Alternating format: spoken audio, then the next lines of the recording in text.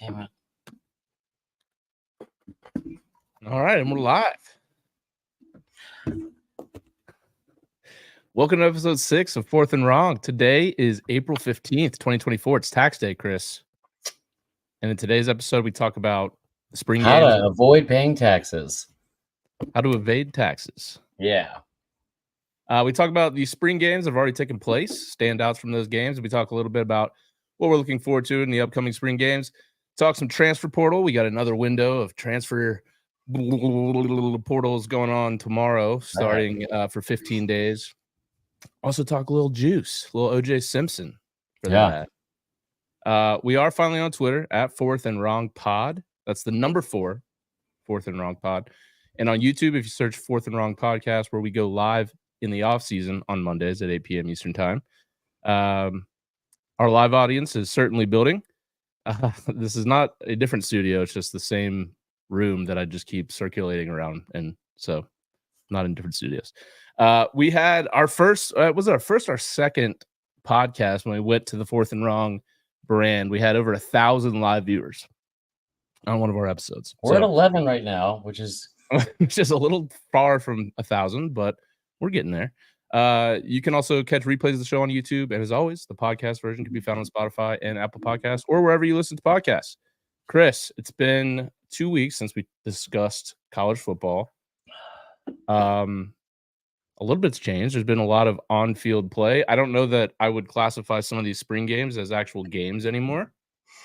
But why? Because all their starters didn't show up, or what? No, more so like we've got dunk contests, we've got golf cart races, we've got sorority tug of war events. Wait, golf cart races? Yeah, starring Monty Kiffin.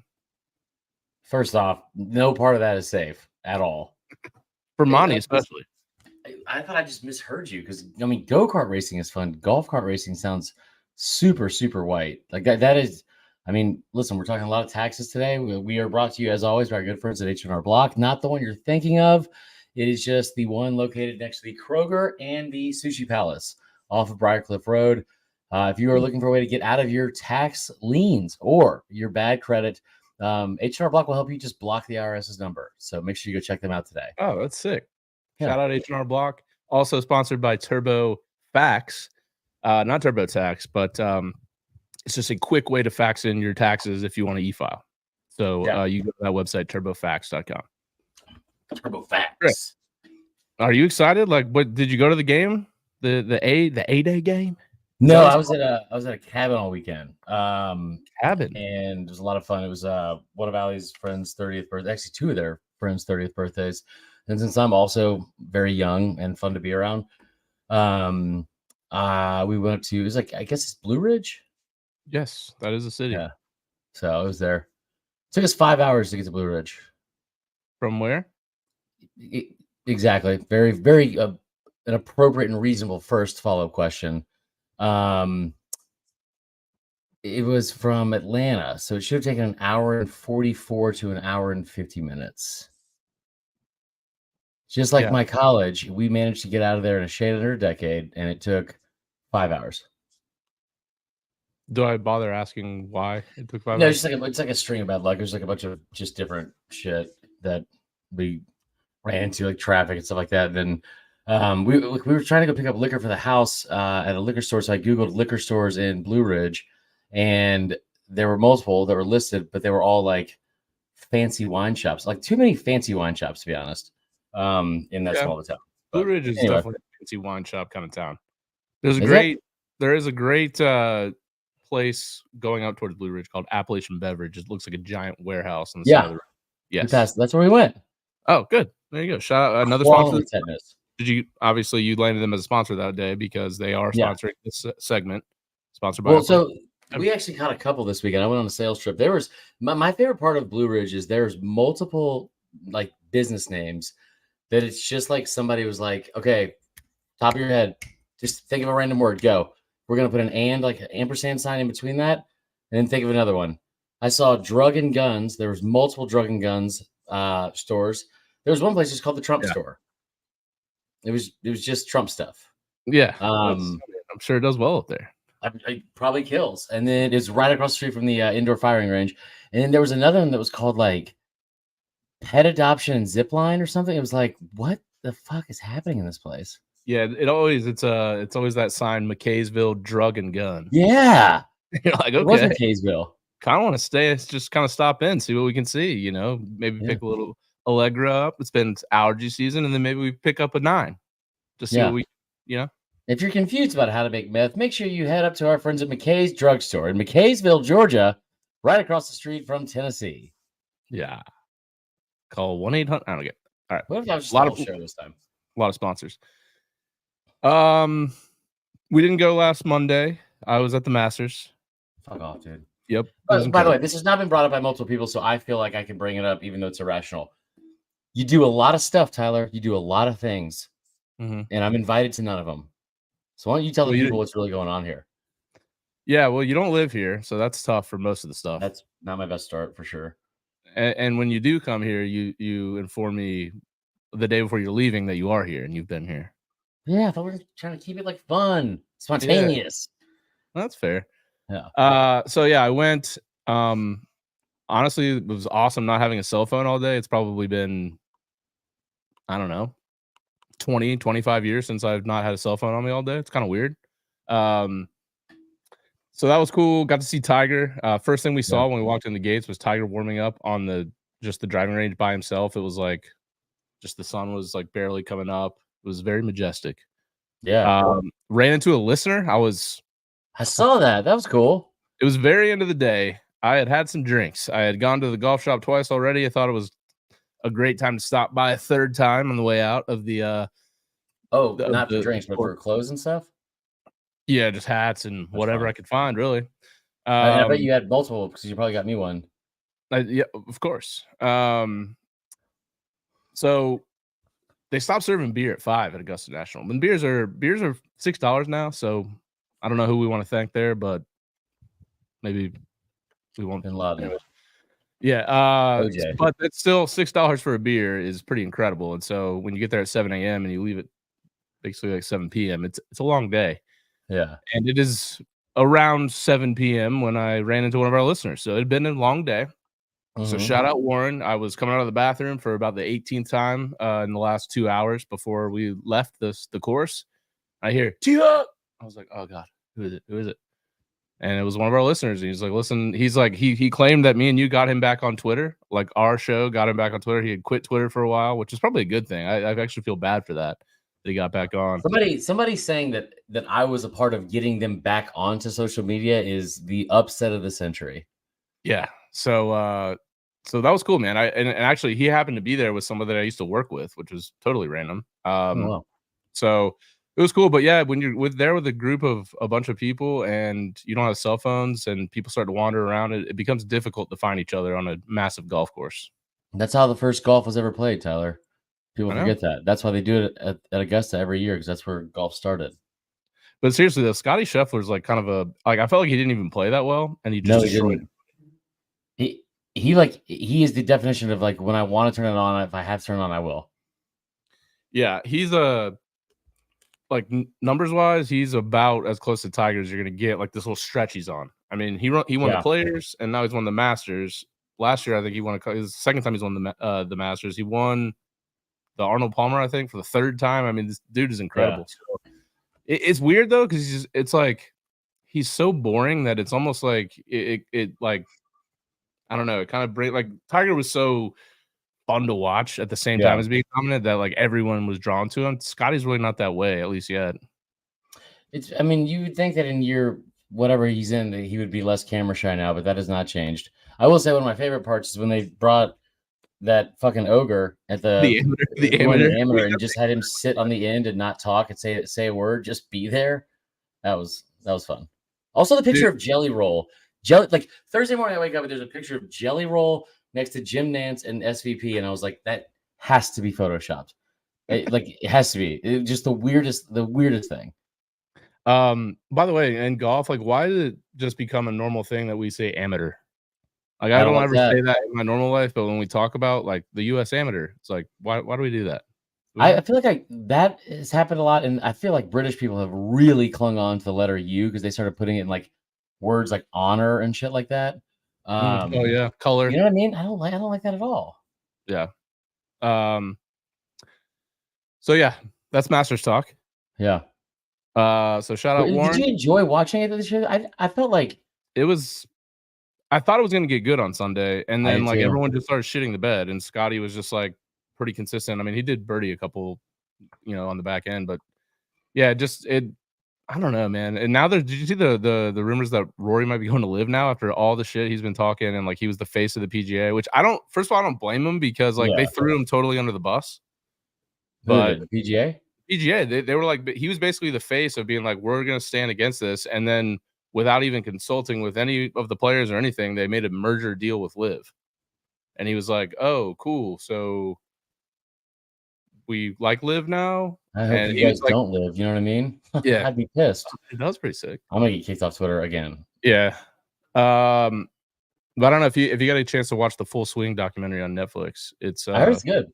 It is. That is the one thing about the Masters is cool is like the family dynamic is like that is so like I guess like redeeming and endearing from like most golfers.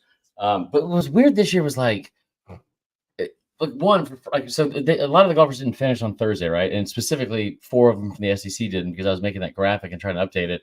By the time I woke up the next morning, like I was like, at least I have it in place, so they got to be close to that, right?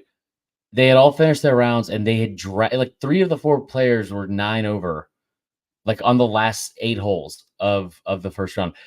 What I thought was like, I don't necessarily want to see something like we saw in like 97 when like Tiger was like 24 under or something crazy and just killing everybody. But it started out like 6 and 7 under on Thursday, and that's where it ended. And it's like it stayed like that until Sunday. So it's just like I think Scotty ended up like 11 under or something like that, and the next closest guy was like 7 under. Like just no increase from Thursday's round, which was crazy because the wind was a lot worse Thursday, Friday. But I don't know. It's Masters is always fun. It's the start to major season, so I think the PGA is next. I don't know. All right, let's talk football because there was a lot of football or somewhat. Oh, you want to talk about something else? I don't know. I was going through these. Idol's been pretty good this year. I've actually heard that, and I have not watched any of it. You think we should do a weekly American Idol like power ranking? I would love to start doing stuff like that, but not tell any of our audience and just being like if we went into like, all right, guys, these are our top 5 teams from week 1, and instead of like getting into like Washington and Bama and whoever else that comes out, that like Philip Phillips, that kid, he's got a voice. What I would say like no other, but it's like a lot of others. It's like a lot of others. He's pretty much exactly Dave Matthews. That's the only. That's the only season I ever watched. Philip Phillips here with Dave Matthews. He's like a better version. Yeah, he's like if Philip Phillips actually did drugs. Is Chris Daughtry number 1 on the list? Seems like he should be.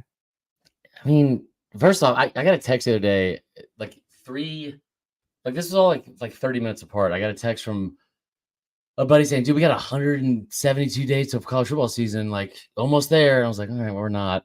And then I got a text like 7 minutes later from my buddy Brian, who was like, 112 days till Creed, brother. I was like, yes, I can get behind that. It is tax day, so that's a beautiful thing that you made there. Yeah. Have you filed yet? Good. Did you file an extension at least if you didn't file? Do you mean this year? Are you talking about you paying this year? Oh no, so we haven't filed for 22 yet. Yeah, I actually filed all of my like W-2 stuff under Conor O'Gara's name, so it's like that, it's not my problem. Yeah, he's gonna owe a lot of taxes. It feels then because your salary was I did mine a couple weeks ago. I think I owed like $100-something. Oh, it's perfect. That's what you want. Yeah, I tried to send it via Apple Pay, but they wouldn't do it, so I'll figure it out. So shout out to all you that are scrambling to do your taxes. You watch us live here. 112 of you in the chat. We appreciate you being here. So you were in Blue Ridge all weekend. You were in the cabin. So dude, we got a hibachi person to come in, like to the house, like a private chef. That is how you would describe it in most places. That is not how I would describe this gentleman in Blue Ridge. The the neighbor down the street in Blue Ridge. He was like, I think he might have just been like the one that would fit the description to do it, and so they were like, "All right, this is your job now." Did he like obviously he had a beard? No. Oh, really? I was Do thinking he had hibachi chefs have beards? I don't well, feel like a I'm lot of thinking of Asians somebody grow that's local to beards. Blue Ridge. Like, there's a lot of mountain people up there that are pretty strange, and I feel like a guy that comes to people's houses and cooks for them in Blue Ridge would be even stranger, like basically the epitome of a mountain person. He was And so Japanese. okay. Yeah, they don't typically have long beards. So that would have Yeah. been nice to know before. But I guess Well, I mean, I said hibachi. I don't know why you thought it was. you know, I don't assume all hibachi chefs are Japanese. Most of them And that, probably that reminds us to tell you guys, come on down to Hank's, Chevron, Fill and Sip, as well as Tax and Drip. Is that you that's typing from our YouTube page? I don't think that's ours. I don't think that's our. Okay. I can't tell if it's like somebody just trolling us or not. No, so like here's what I want you to get the visual of this experience on Saturday. Like her friends are a blast. There's a lot of fun. So we go up there like Friday night. Saturday we are gonna like hang in the morning. Then we're like gonna go get like brunch, something like that. Went to some place called what was it, Black Sheep or something. It's really, really good. Then went to like one of the like this bar so I could see for the first part of the Bama game, and we were gonna get some drinks from like a what do you call it, like a brewery. So there's this. We've all been drinking at this point for at least 3+ hours. Not bad, but like we've all had a lot. And what were you There's drinking? this dude playing Zach Bryan cover songs, like and like Zach Bryan cover songs only. And So I we bet sit a down. lot of the white women that you were with probably loved it. They sat 2 tables away, so yeah, probably so. Okay. But we sat there and like one of them was like, dude, this guy's like really good. He's like really good. And so I was like, dude, I don't want to say anything. He's like literally like the best singer I've ever heard in my life. So This then guy singing at the Zach Bryan covers? he was good, but he was not. Okay. I mean, I think there was some things that went into us all thinking that. Yeah. So somebody then was like, hey, you know what we should do? We should see if he'll just come perform tonight for the hibachi thing. What I didn't tell you about the hibachi thing was it was a themed dinner, like with denim and diamonds, which Allie told me that I'm sure several times. I only listened to the denim part. I did not know about the diamonds part. So I wore my overalls, for the A&M overalls. Diamonds. Everyone else was in like very well thought out, effeminate like costumes. So anyway, we're sitting there talking like, dude, like how much do you think this guy would make us pay him to come sing to the house? Somebody said $1,100, and I was like, first off, listen, as somebody that did comedy, I guarantee you his price is lower than that. I guarantee you. So they go up to him, they're like Sting, dude, it was if it was Sting the wrestler, I still wouldn't pay it. So he goes up and he's like, he asked him how much it would like cost if like to come play a set, and he's like, I mean, honestly, man, my price is pretty firm. It's $50 an hour, and we're like, there's 20 of us. Like, what? And so, Jesus, can you play for 11 hours? So he like they somehow convince him. They get his number. Like they tell him that, you know, Susan's text if you're going to actually come out there. No part of me thought he was going to come there. But when we got back to the house, I realized everybody was going to be dressed as like what? He go back to the house. He was already there in the like the dining room. But he did show up to see a full house of dudes in like cut off denim vests and like rhinestone hats that say like bitch and queen, and that's to like welcome and hey, this is totally normal, man. Go set up out back. We're gonna have ourselves a little concert.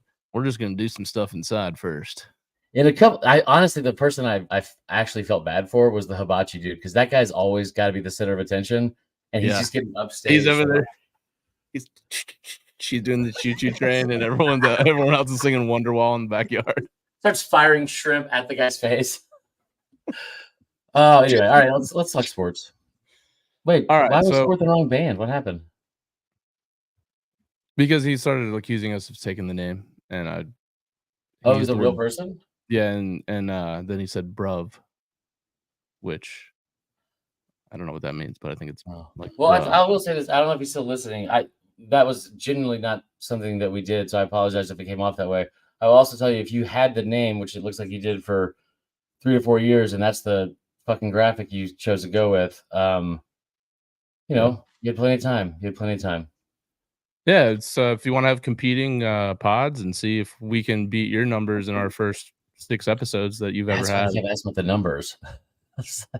Oh yeah. Good.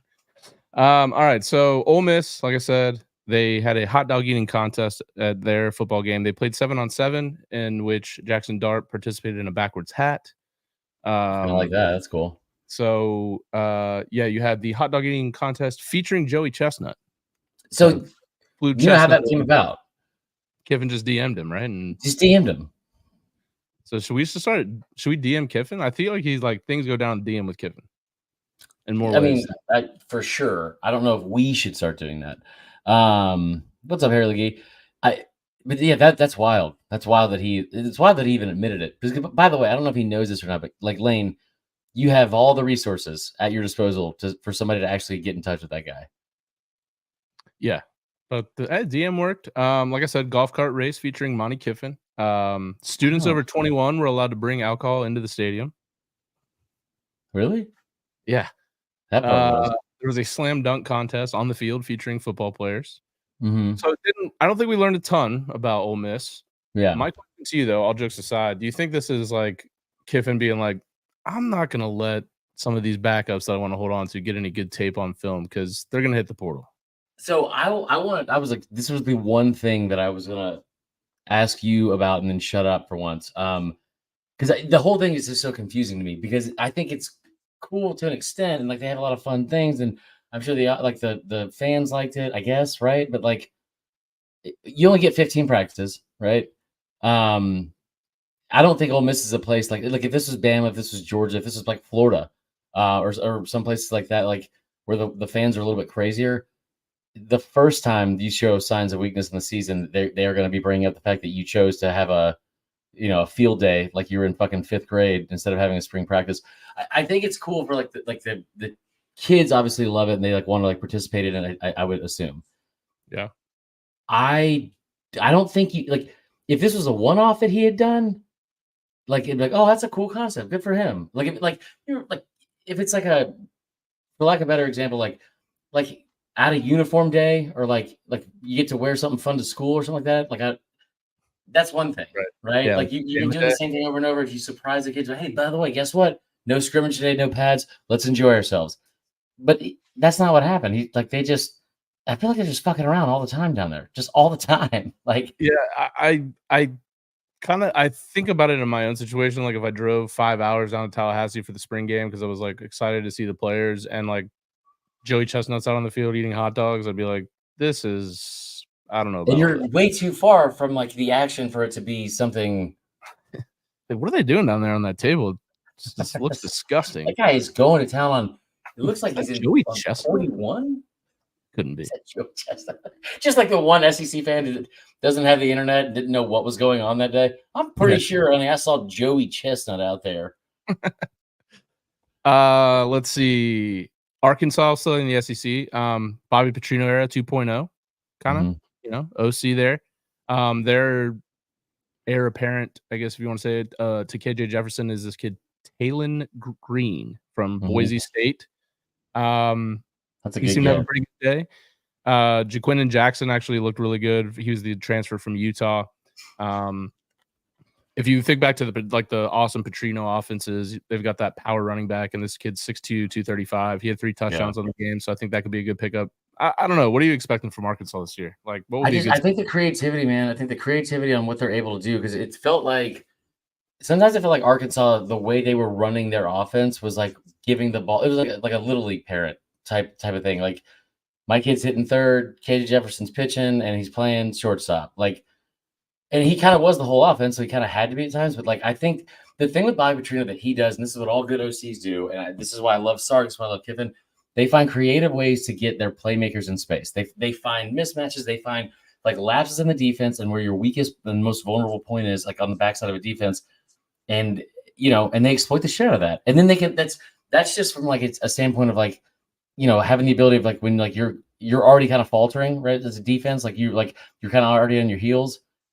That's the kind of like knockout punch he's able to deliver. But he's also been like he's a good enough X's and O's guy where they will just go up and down the field on you. And when he was at Arkansas at their best, he was doing that with like through the air and on the ground. And so that's what I'm wondering if we're going to see this year, because I think that they could put up better numbers at quarterback, even without KJ Jefferson, not just because of Petrino, but because they're not going to have to run everything through him. Right. Yeah, and shout out to Talon. I mean, I'm sure there's going to be a lot of sorority girls named Talon around Arkansas's campus that are thrilled to hear their names on Saturdays. Is Talon a girl's name? Like Talon, it sounds like a southern sorority Yeah. name. I guess that was a bad joke. Talon. Ohio State. Will Howard took first team reps. Didn't have much to do in the game, really. Did you see any of this? I mean, Caleb Downs. Apparently, their DB room is like going to be elite. So they're loaded. Like they are loaded. I was away from this weekend, and if I would have I'll be honest, if I would have rewatched one of the games, I probably would have got in trouble, guys. So I will try to do that this week. But did I see something about Ohio State having a situation where Julian Sayin might play? So apparently he's looked very, very good, and he's inserted himself into the mix. But apparently Will Howard really isn't he took first team reps, but he hasn't really pulled away from anybody.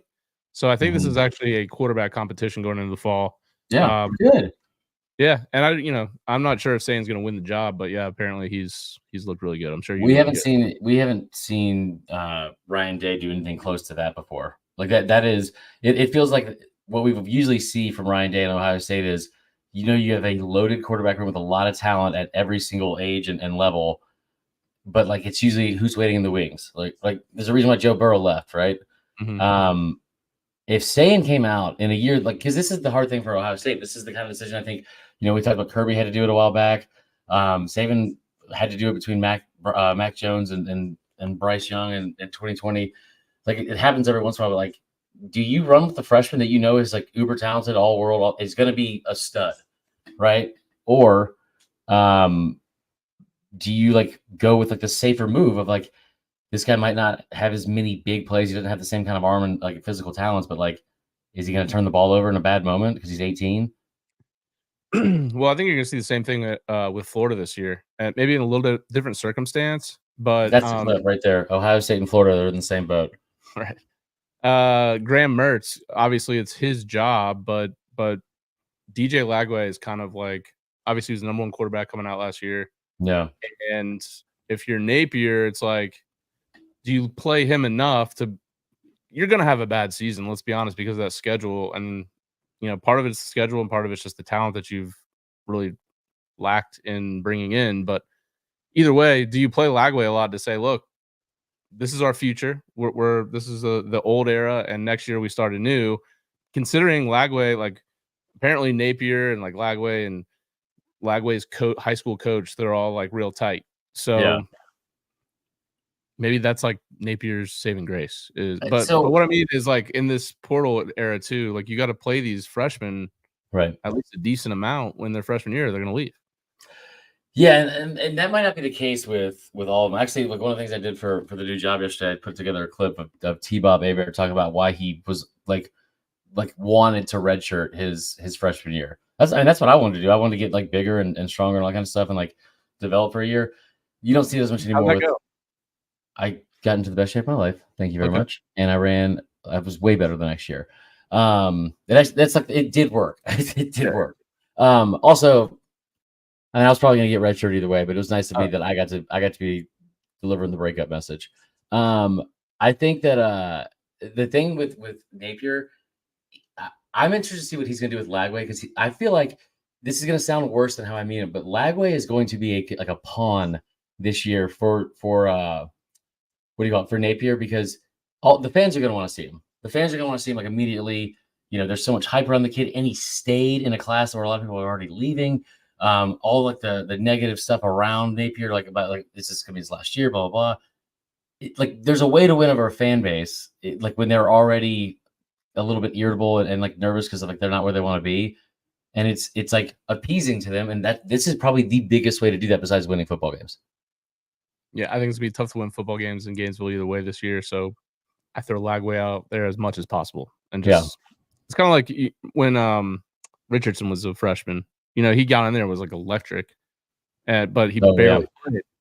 So I don't know. Lagway is probably a better version of that. But staying with Ohio State, I mean, didn't learn much on offense. Didn't see much of Travion Henderson or Quinshad Judkins. Their all-world freshman receiver Jeremiah Smith didn't start, but apparently that kid's going to be a day one difference maker. Catch, man. Jesus Christ. Yeah. Well, there's two more we haven't mentioned yet, Tyler, which I'm assuming is on purpose because you're saving the best for last. Of course. Georgia Tech. Kentucky. Oh, yeah. So I missed the Kentucky thing, but there was a lot of chatter around it, especially because of the quarterback position with Brock Vandergriff. I mean, oh yeah, that was the other thing. So thanks for the chat mentioning it. But yeah, Ohio State played like two-hand touch. What? Yeah, so it was like wasn't even real. I don't know, dude. These I need everyone to listen up real quick. Not you guys in the chat. I'm going to project on you. This is not your fault. If you are a college program or coach, I need you to stop doing dumb shit that is like from an optics standpoint going to feed the lowest hanging fruit jokes like possible. Just what are we doing? Two-hand touch, hot dog eating contests. I don't know. Like telling your players, hey, don't finish the play, which is like from considering what Ohio State did the last 2 years and like big moments, not great. Why is this tax day thing still up? I don't know. Thank you to the over 200 people in the live chat here. Appreciate you guys stopping by. No, but Kentucky, a lot of really good stuff around Brock Vandegrift. Yeah. Also, one of the things I didn't know that I was reading today. So Vandegrift had 3 touchdowns in the game. He definitely has running ability too. So he's definitely more in the Will Levis mold rather than the Devin Leary mold. So they have a new OC. Apparently, he runs a really fast-paced offense. What I didn't know is that under Liam Cohen, Kentucky had one of the slowest offenses in the country as far as pace is concerned. So should be a totally different looking offense this year with a better quarterback at the helm. But as most of these games went, a lot of the players were held out of the game. So I think what Kentucky fans can take is should have a pretty good quarterback, and the offense should move at a quicker pace, which is what you need in today's game. That's like a really interesting team because I still think that the ceiling and the floor are pretty close, like between 7 and 10 at most, probably 7 and 9. But like they are that team was hyped going into last season. Yeah. And they thought like, and that's coming out of the year where they were hyped again because of Will Levis. Then you bring in the transfer quarterback, the kid from NC State, who was like, I just was so high on that kid, Devin Leary, because he looked so good so early on in his career, and it was awful. And they returned their top 5 pass catchers. So this is kind of a cool thing. I think Kentucky's a really prime example this year of what like the portal era can be for certain teams, because we saw last year, here's everything you have coming back. Here's everything you're going to have in place. Like go out there with a team that is like consistent and has been formed for several months now. You're not adding guys late into it, like whatever. And it was like they fell on their face like so many times. So now you got to get a chance to redeem yourself, and maybe you got the right guys this year. And now you're a football school because I think they hired like the BYU head coach. So they went from Big Blue Ball Nation to Big Blue Nation. But I will also say, watching Kentucky, their official basketball account, tweet out a picture of Bud Walton Arena, and they're like welcoming to Coach Cal, like the crowd they had there, and then doing a side by side of their crowd for welcoming their new coach. That is a fall from the top, man. That's sad. Not that I think Calipari was a good hire by Arkansas, but it's just I don't know. I'm sure Kentucky fans were happy that he left on his own accord, but I don't know if I'd be hired. I don't know. I don't know if I'd be happy with the B. I think Kentucky, the name, should probably garner a little bit more interest. Other stops around the SEC, LSU, Garrett Nussmeier, 7 for 7, looked really good.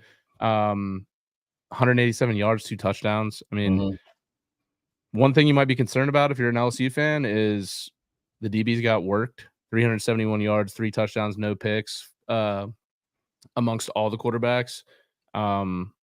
So I don't know what obviously portal season opens up tomorrow, and we'll see what they do, but they're probably going to need to bring in some DBs. But this is for those of you that don't know, and we haven't updated my new career on top of this. So I landed at I said this like I think in January or February, like when the time came, I would like finally be able to announce it because it's been in the works since like December.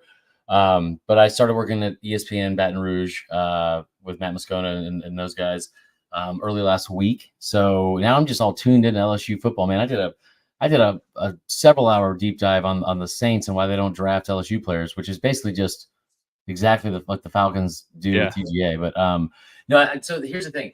Like Brian Kelly said last week at one of his press conferences, like after one of their spring practices, which was, we're not going after any position except for D tackle. Like that's it. That's the only thing that we are going after. They're already also they're over their limit for scholarship players. They have 88 right now, so they're going to have to cut.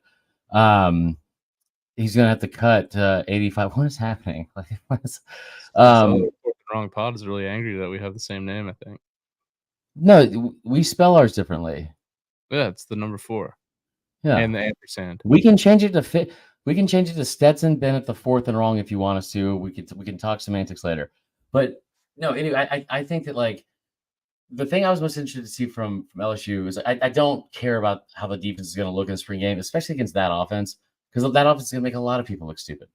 And it's wild if you think about it. I've seen several mock drafts where there's 3 players from LSU's offense from a year ago that are projected to go in the top 10 to 12 picks, and they are still going to be loaded on offense this year going into the season. So I think I want to see who's going to step up receiver. A lot of people think it's going to be Kyron Lacey, who's like a super talented recruit that's just kind of taking a while to get it together. And then the thing for me is like when you've seen LSU at their like absolute best, it's not just having one guy, right? It's like when you had Jamar Chase and you had Justin Jefferson. Like last year, you talk about you had Malik Neighbors and you had Brian Thomas. Yeah, so it's like okay. Well, we can talk about it afterwards if you want. Anyway, but so that's what I was like. I was mainly looking forward to see. And then Kyron Lacey, man, like because that's the thing with LSU, especially with that offense, is someone's got to be the guy. Like it might not be necessarily the right guy, but somebody's going to get the bulk of those receptions. Keishawn Butte was the guy a couple years ago. Obviously, Malik Neighbors was like unguardable at times a year ago. So it seems like they're trying to put that on Kyron Lacey. And how is he going to respond to that? He's responded really well so far. Yeah, and look, I mean, they've brought in a bunch of 5 stars over the last couple of years that are younger, but maybe one of those guys will step up over the course of the summer. I think Shelton Sampson was a big name that they got last year. But yeah, I think defense obviously is going to be the name of the game for them this year. I think you can trust Nussmeier in that offense. And don't forget they got Will. What's the kid's name from Ole Miss again? Oh, Will Howard. Or did he transfer from LSU? Yeah, it's the opposite of that. Yeah, I can't keep up anymore. It's not Will Howard. Will Howard stayed to Ohio State. Anyways, Tennessee. Will Franklin. Will Gates. Will Smith. Will I'm not. Will I am. All right, you're taking way too long to get to the main event here, and let's talk about the 2 big ones this weekend. Also, it was awesome. The Bama game was on ESPN, so I didn't have to like jump through hoops because that's how ESPN gets you to sign up again. Because at least Walker Howard. Walker Howard. I wish that they would show these. Like all these games should be available somewhere. I know we have the capability to do it. Like it's all the. Well, if you have ESPN Plus, you can.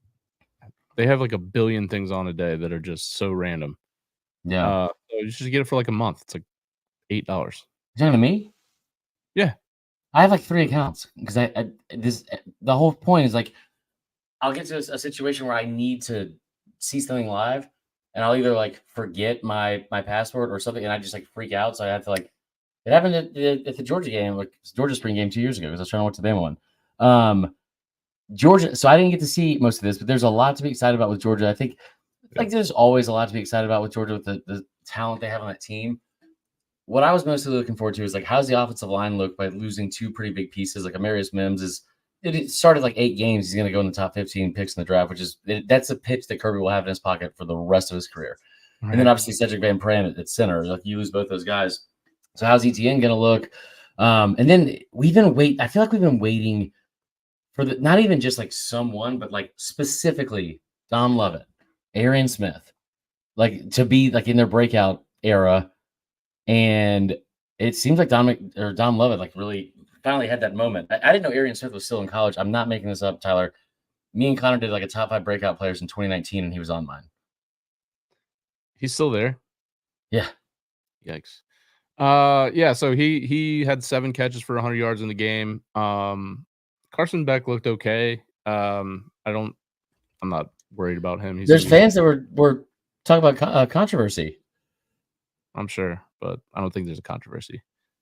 I hope But yeah, I think the receiver room, like they're not like the LSU offense where it's like you have 2 studs. I think they're just gonna have a bunch of guys across the board that are at any given day are gonna pop off for 100 yards. You've got Anthony Evans, a true freshman who's really talented, 3 catches for 75 yards in this game. The kid from Miami, Colby Young, who's like a real big body. He's been a highlight in camp. He had a touchdown catch and another 3rd down conversion. Sokovie White's a freshman who's caught some buzz in camp. He had the go-ahead touchdown in the 4th quarter. So I think the receiver room as a whole is going to be good. But yeah, I'd love to see Ra Thomas step up. You know, he hasn't really been much since he transferred from Mississippi State. Who's the little guy that was always good. Can't think of his name right now. So receiver room should be good. I mean, running back room I think is always going to be good. Defense looks great. I guess Michael Williams, they moved to outside linebacker. He's finally healthy for the first time. So I think that linebacker crew is going to be awesome for Georgia again. Yeah. CJ Allen. I think they're like physically and from just like a blue chip standpoint, like they're recruiting, like they could be up there with like not as good as 2021 because that might be unattainable with that like the dudes they had there, but like they are going to be very, very good. Very, very good. Dylan Bell, yes, that's who I was thinking. Yeah. So I will say this. I think the thing with Georgia, the one thing that stood out to me, and we haven't seen this in several years, but they really didn't utilize the tight ends at all, which makes me even more excited for the season because like Oscar Delp is going to be the guy. I think like that seems to be the case. He's got the most playing time even behind, or it's like early in his career and playing behind Bowers and all that kind of stuff. But like, dude, Lawson Lucky, I feel like is going to be a nightmare. Like this season or next or both. Like we just didn't see Bobo do a lot of that. What a name, Lawson Lucky. Yeah. Yeah. I think Georgia's gonna be pretty good this year, Chris. I'm just gonna go out on a limb. We're gonna talk about the new odds to make the college football playoff, and it's hysterical what theirs are. Yeah. Is it like betting on Scheffler to win the Masters, and then he's still no, it's way worse. It's way worse. Before we get to Bama, Miami, apparently Cam Ward looked really, really good, and they're going to be very aggressive in the portal and building some playmakers around him. So I'm interested to see what happens there. They're one of those teams like an Auburn, who's another big NIL team that's got money to throw around these days. There are a couple key schools. I think Miami's going to be in that. So, but Cam Ward looked awesome. So Miami could be a sleeper this year. Let's get to Miami or to Alabama. I'm sorry. What stuck out for you? Obviously, Milroe's the guy headed into the year. What do you think? So just the whole thing is weird. The whole thing is weird, man. Because like Saban, it's like at the Masters like the night before, and then he's coming into the game, and it's just it's exciting. I think because it'll be obviously very different. So I was very confused because like the offense was up like 24-0 in like the second quarter. Early on, they looked good. Like they looked good because they moved right down the field, like with a couple of like chunk plays, like that. You know, Jay Miller off left tackle, I think on the first play of the game for like 26 yards. Then the next play, Milroe hit what I can't remember the kid's name now. He's a transfer. He's actually transferred twice from Michigan State to Washington. Now that's like Jeremy something. Yeah, Jeremy Bernard. Yeah, but what the one takeaway, though, which is weird. Have you seen the way he spells it? He spells it like germ, I-E, like Jeremy. Yeah, I don't like that. Jeremy. Sounds like somebody was like just calling him that as a kid because he had like a snotty nose, and he's like, you know, fine, I'll just call that for the rest of my life. His real name's Frank. Hey, this shirt. I stole this shirt from Frank. We were talking about that last night. You were like the first day of school, like in like first or second grade. There was always some kid who was like, his family was obviously like, you know, like they moved here from somewhere else, and they'd be like, this poor teacher would have to read just nothing but like syllables, just consonants, and it was a tough, a lot of H's and K's or something. And then the kid would be like, "Oh, actually, it's James." It's like, no, fuck, it's not. No, it's not. All right. So here's the thing that I'm going to allow myself to have as a takeaway and not be an overreaction. Something Bama fans have not seen in a minute, but the first drive and then even the second drive, they did this like to a T, where you get chunk plays through the air. You get down inside like the 5-6 yard lines through like big yards after the catch. On the second drive, and then obviously, like I said, like the 50-yard bomb on the first drive as well. But when they got inside anything inside the 5-yard line, they ran the fucking ball, and that's something we have not seen consistently. It was better last year. Did they run it effectively? Yeah, they scored a touchdown on the first play with Justice Hayes. I was a little bit bummed that he only got 3 carries. Didn't love that. But I my whole point is like, especially with this type of like the optics and how people perceive what this offense is going to be under Kalen DeBoer, like they're going to throw the ball 40 times a game, right? But when they get to the goal line, play football, run the fucking ball, and that's running back last year before he got hurt before the playoffs. Didn't he have like a shit ton of touchdowns? Probably. Yeah, I think it's a classic staple. This is what Norvell does it for. Say it's spread them out, chunk plays, but then power run game. Right. You gotta have the O-line to do it, and you should have a pretty decent O-line there. I know it's been down the last few years. Any word on the O-line and how that looked?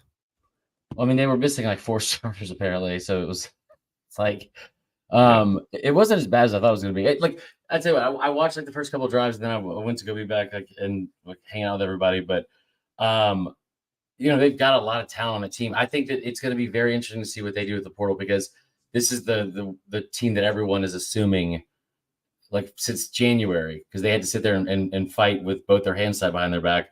Yeah. I'm very interested to see who they go from the portal. Here's the thing. I think But you can't take it from the SEC, right? No. You can't.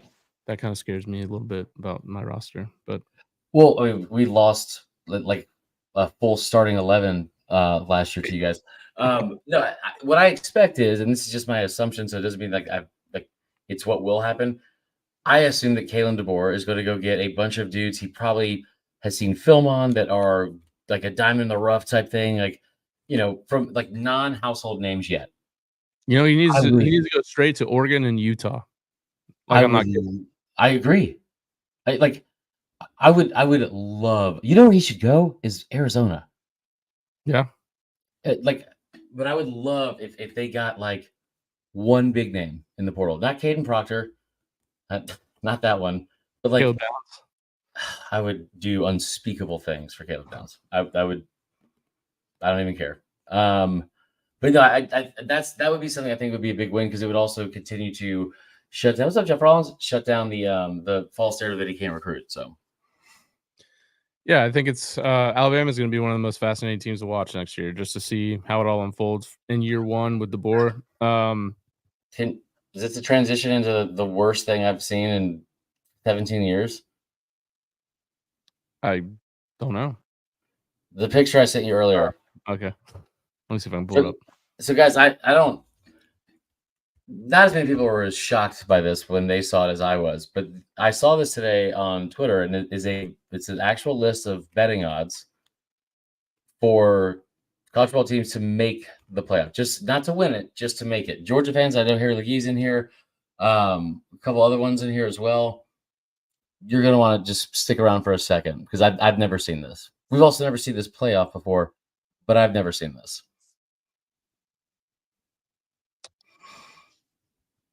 And add to stage. Let me zoom in, Chris. Huh? I don't know how to zoom in outside of just doing this. I sent you just the picture itself. This is the picture. That's making sense. Okay. All right. Chris. So here's the deal. These are the odds to make the college football playoff. I don't see what book they're from, but you look at the very top there. The odds to make the playoff, Georgia is at -900. Yeah. That's what stood out to me most, Tyler. And then you want to take a wild guess what stood out to me, I don't know, 3 to 8 seconds later? Kansas State? No. Yeah, sure, but keep going down. Keep going down.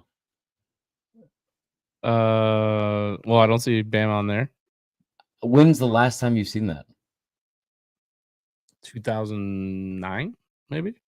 They won the national championship that year, idiot. But what preseason they weren't supposed to, were they? I don't know, but either way, I'm just like, I feel like they probably would have had top 12 odds that year.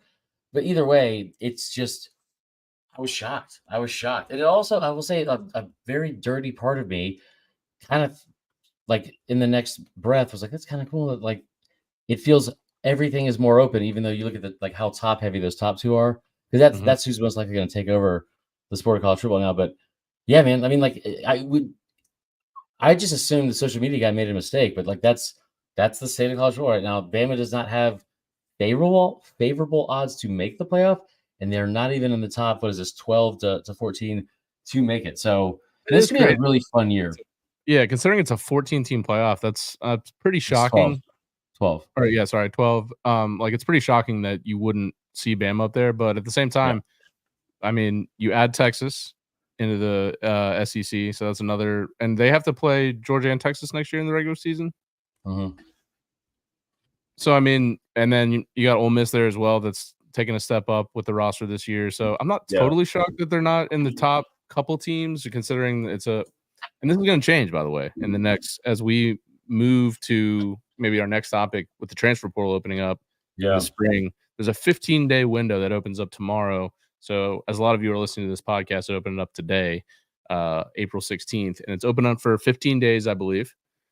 And essentially, it's just going to be a free-for-all. I mean, if you're a D tackle, a D end, a quarterback, a receiver, I've heard those are the kind of the four positions where if you're maybe like second team on a really good team, or maybe you're just on a lower level team in your first team, those guys are going to be commanding a lot of money on the NIL space, and you can see a lot of movement. If you listen to national shows like Josh Pate or Cover 3, these guys are all saying there are going to be big names that a lot of people aren't expecting to hit the portal, or at least put their name in it, and maybe see what they can field as far as offers, even though NIL is not pay for play, of course. Side note, I didn't put this in there, but multiple reports coming out that two schools having an issue paying their NIL so far, USC and Ole Miss. Yeah, USC had quite a couple guys hit the portal that just came in like early enrolled. Yeah, like they're freshmen and they're already in the portal. Not surprising. I mean, you've seen USC take a step with a bunch of Southeastern recruits recently in the 2025 class that are from Georgia and stuff like that. There's just no way that those guys are going to end up at USC. I don't think. I mean, unless they figure out the NIL stuff. But yeah, there are teams.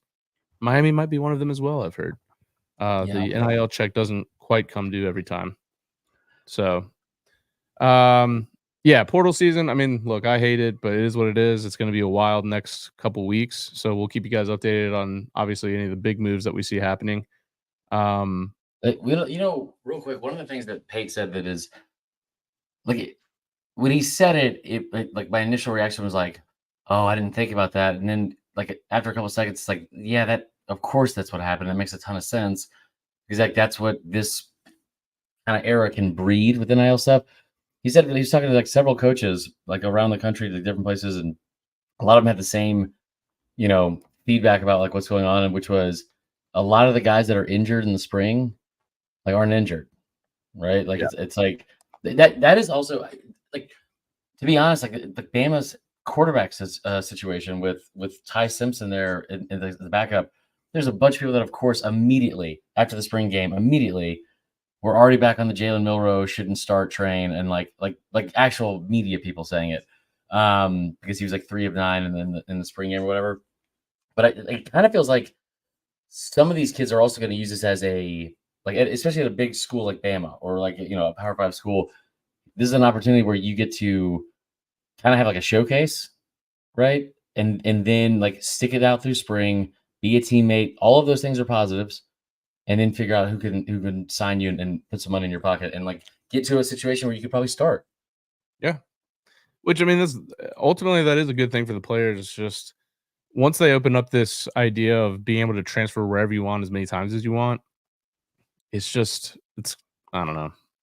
There's got to be limitations, but seems like just the more we bitch about it, it's just like it just keeps getting worse. So Yeah. Should we follow up with a little drip? Don't rest in peace, OJ Simpson. Dude, what? Dude, I I didn't even thought know this he had was. cancer. I thought this was a joke. I made a thing. You see, guys, it's funny because he had cancer. And No, it's cancer's not funny in itself. cancer is not funny. It's not funny. It is When it takes out very suiting for what he did. Listen, I think I've told you this story before, but one of my most quintessential dad stories of all time is I got a phone call I'm not making this up. I got a phone call on a Thursday night one time, from my coach in college, and my dad was like crying because he found out he got cancer. He had like stomach aches all year, and they finally went to the doctor and they found out he had cancer. I don't remember what kind it was. So he had surgery like the next day. My dramatic 19-year-old ass was like, I got to shave my head. I got to do all these things so people know. And he had surgery the next morning. And then by like Sunday, it was gone and never an issue again. So he had like a weekend of cancer and his like used and it to you his had like advantage for 4 weeks of a shaved head. Right. Right. No, OJ Simpson died. I didn't know he was sick.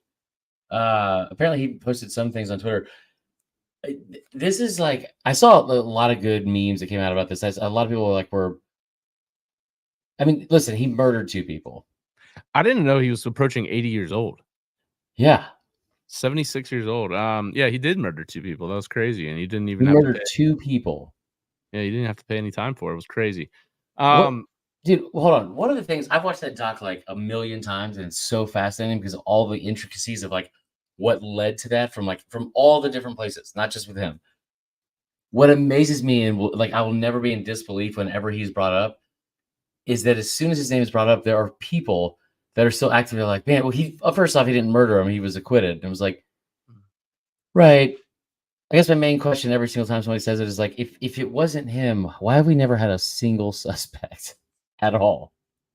Yeah, and I mean, I'd say like most sane people would get accused of murder, get acquitted, and then write a book that says, I didn't murder her, but if I did, here's how I would have done it. If I did it. And by the way, you know how the thought for that book came out? If you watch the doc, they said this. He called a writer that was like doing a news story on him from like Newsweek or some shit like that. That came out to stay with him for like a week. He called her afterwards and he pitched the idea to her. That wasn't like somebody was like, hey man, do you need some money? He was like, listen, I have an idea. Like, Yeah. First off, I can get away with anything. Incredible. How do you think his daughter Chloe is taking this? Is that his daughter? That was a rumor. I don't know. I'll substantiate it. It's alleged. Yeah. Yeah, I think the OJ thing, man, like when I think back to like very memorable events happening, like current events when we were young, like outside of 9/11, I think the OJ trial is probably the one I remember the most.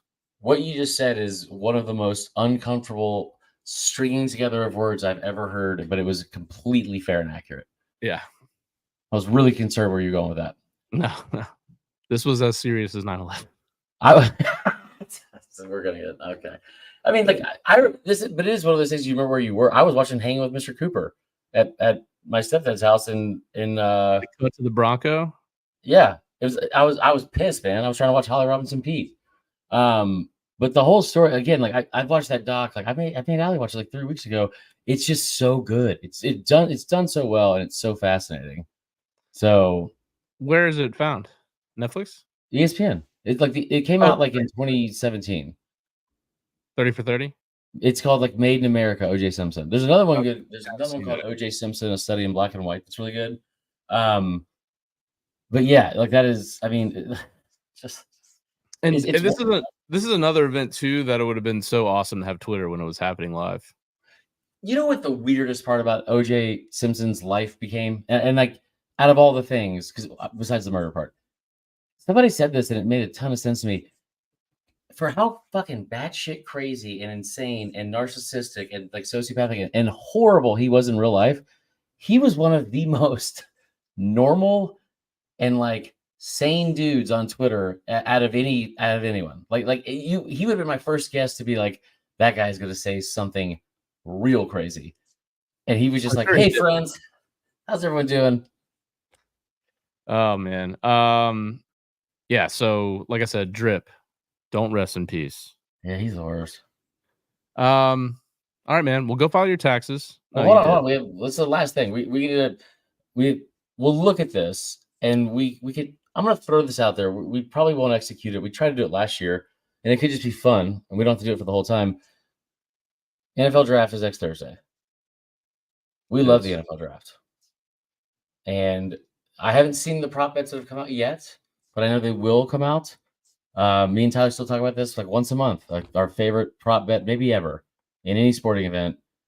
Will there be at least one cat shown in the first round of the playoff because everyone was at home in 2020, and I will Yeah. never forget Tyler saying, "I feel like Tristan Wirfs is a big cat guy like that. He Yeah. sounds like he's a big cat guy." 2 cats and 2 cats.